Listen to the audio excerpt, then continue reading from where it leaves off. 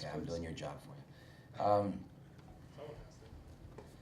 That was a heck of a basketball game, you know? And I just don't understand. Everybody we play makes everything they look at. I thought we guarded them. I really did. I thought we had hand in the face. We fouled shooters. We were on them. They made everything, and they deserve all the credit in the world. I mean, we played great. It was a great basketball game. You know, they're supposed to be one of the better defensive teams in the league, and we were able to score at a very high rate against them, and they'd come back and make every shot they looked at. We got up 8, and they buried threes, you know. There's not a whole lot to say other than you got to pat them on the back and say it's a heck of a win. It's a very hurtful loss for us in the standings and, you know, in the seeding. And, you know, we got to get a home game. I mean, we've won one road game all year. We don't want to go into that tournament with a road on the road. And, you know, we've got to find a way to win here or somewhere now, you know. We're on our way to the most losses in school history. And part of that is how tough the schedule was, and part of that's going into a new league where there's no easy ones. But it's the fact that we're on our way, and we've got to find a way to stop that. Travis is walking in right now, so. All right, why don't we ask him questions and then get him out of here?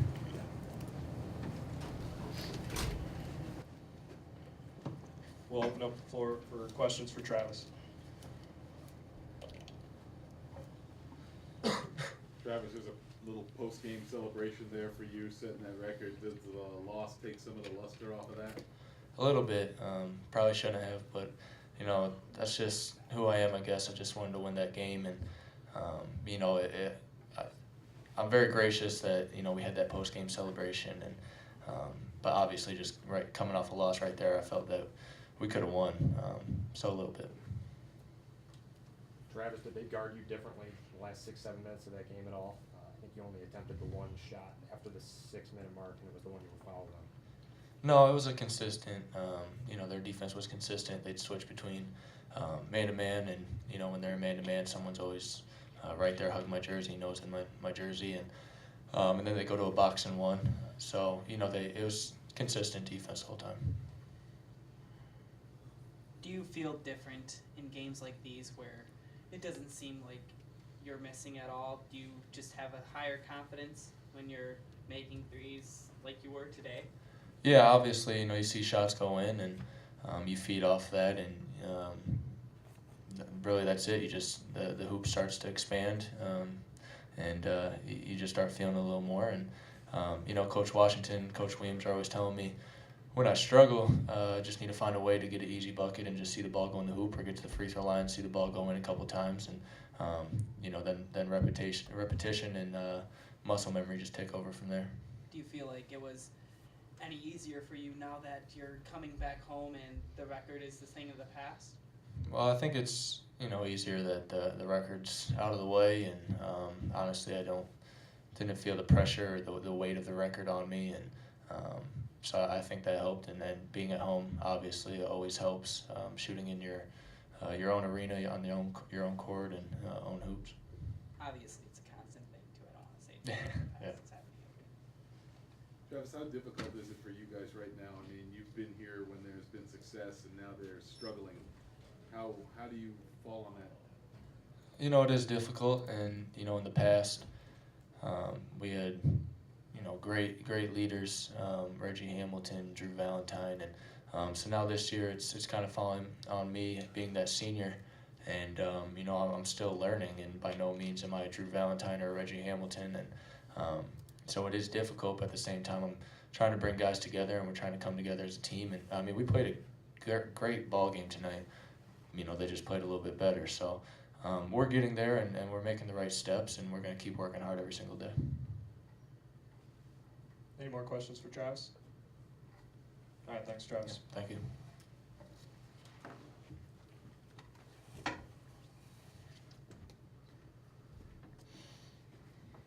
Coach, when you were down 86-83 with 50-some seconds left, there was a foul called. You were clearly unhappy. What were you ideally looking for in that situation? We wanted the stop. We called the timeout at 52 seconds. That's a 27-second differential. If we get a stop and get the ball back, even if they use all 35 seconds, 27 seconds is a long time. We can go down and get a 2 or 3. So even if we get a 2, we're down 1. Then we can foul. We're in the 1-and-1. So they could miss. You know, there's a chance for a lot of possessions. We did not want to put Charlie Lee, who's a great free throw shooter, on the free throw line. The kid's having a game of his life. You don't want to, and especially after 15 or 20 seconds have gone off the shot clock. And that was discussed in the timeout. Now, we make that foul. Now there's 34 seconds left. Now you have to foul. Now the same guy fouls and he fouls out of the game. Now you cut the head of our offense off because now we run the next play to Bader to get Bader a shot, and Monday doesn't know how to run it from the point. Now he should have known how to run it, but he didn't because he hasn't been in that position to do it. He does it in practice. You know, we practice those plays without K in the game, but it was the first time all year through 20 whatever games that, and he runs it wrong. And what happens?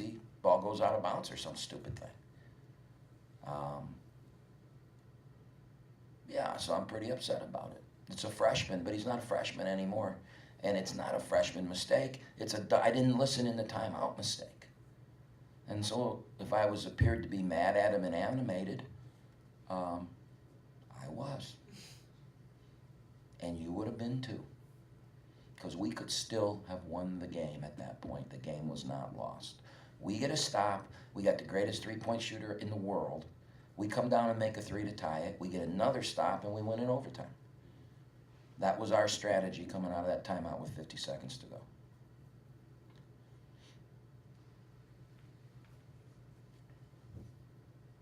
There was another play in the first half. You were up 27-21, and a couple minutes had passed by, and Cleveland State was mounting a comeback, and then Duke Monty was called from a foul. What did you see from your vantage point? Duke did not foul the guy. Duke just took the ball. And the ball then, he hit the ball, and the ball went down and hit that guy's knee and went out of bounds. And the guy came from behind and made the call. And in his opinion, Duke fouled him because he probably doesn't know that Duke Monday leads the country in steals and has unbelievable hands and ability to do that. So he probably thought there was a foul. I'm sure if you went and asked him, he'd say, no, he hit him. All right? I was 2 feet from it. I know he didn't. So I got mad because I thought that he made a call that he didn't know for sure about. And he didn't like that I got mad. So he gave me a technical foul, which is his prerogative. It's also my prerogative to get one. You know, coming into the Horizon League, there may be new refs, and I know you may not be as familiar. I have never seen that guy before in my life. Do you think that has anything to do with it, just the Oh, new relationship? You'd have to ask him that. I don't know. I wasn't the one that made the call. Like, how would I know what's in his mind? We could speculate, but what good is that? You'd have to ask him that question. At what point, as you were your 8-point lead late was slimming down, was there a turning point in your eyes? Something that sort of snowballed from there? They made shots. They made everything they looked at. We didn't. We missed shots. We went away from Bader. They gave us easy looks, and we took them. Maybe we shouldn't have done that. You know, maybe we should have used the clock. Maybe we should have made sure that we got the shot we wanted. It's pretty hard to tell a kid not to shoot an uncontested, wide-open shot. You just needed to make them. The difference was they made everything in the last 4 minutes, and we made nothing. Petros missed a bunny. Duke missed 3 wide-open, uncontested shots. That's what we talked about. That's what we were down there talking about. Look at what they did. We left Harris in the corner with the game tied 80-80. What you guys don't know is at 11:30 this morning, we watched a video of our game with them at Cleveland State. And at that time, the game was tied, I would say 73-73 on the video with 2.5 minutes to go in the game. And we left Harris in the same corner, and he made the 3 to beat us. Put him up 3, and the same thing happened. It went to 10, okay? Now, having watched that, then being in the exact same situation again, and leaving him again, and him making it again to put them up 3, which, you know, we never caught up, is a stressful thing. And it makes the coach very unhappy. And how that could happen is our season. That is our season. We just watched it. We saw what happened to us there. And we turn around and do the exact same thing. And have no answer for it. The person that did it had no answer. So I was in the gap. Of course, the timeout before that, I looked at that person and said, do not leave Harris. Do not leave him. And we left him and then made the excuse I was in the gap, which is a term we use for helping. You help and then you recover. Do not leave that kid. And yet, we did. And that's why we're where we are. That's why we're 9-16. It ain't gonna change till we change. Any more questions for Coach? I'm not gonna yell at you. I mean, sounds like I'm getting upset. I am. All right, thanks.